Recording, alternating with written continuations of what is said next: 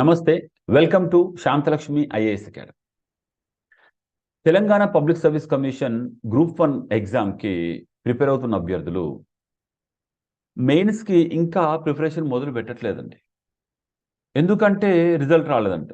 మొన్నటిదాకా OMR sheets రాలేదన్నారు. ఆ OMR sheets కూడా పెట్టారు. ఇప్పుడు ఫైనల్ రిజల్ట్ రావాలంటున్నారు. ఇంకా కొందరైతే 1:100 వస్తుందేమో, వస్తే స్టార్ట్ చేస్తా, అందులో నేను ఎట్లాగో వస్తాను, నేను కటాఫ్కి దగ్గరలో ఉన్నాను, నేను కటాఫ్కి ఇంకా క్రిందికి ఉన్నాను లేక పైకి ఉన్నాను, ఎన్నో రకాల రూమర్స్తో వీళ్ళ బ్రెయిన్స్ మొత్తం నిండిపోయి ఉన్నాయండి. మరి ఈ టైంలో నిజంగా వీళ్ళు పోటీలో ఉంటారా? రేపు మనకు ఒకవేళ రిజల్ట్ పాజిటివ్ వచ్చినా కానీ మీలో ఎంతమంది పోటీని ఇస్తారండి? అసలు పోటీ ఎవరి మధ్య ఉంటుంది? మీరే ఆలోచించండి. ఊరికే కలలు కంటే కాదు, దీనికి ఒక ప్రాపర్ స్ట్రాటజీ ఉండాలి.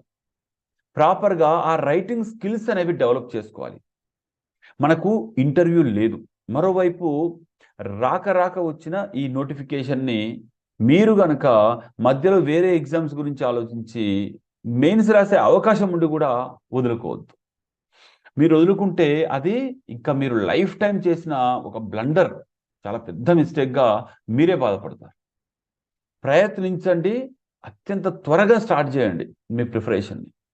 All the best.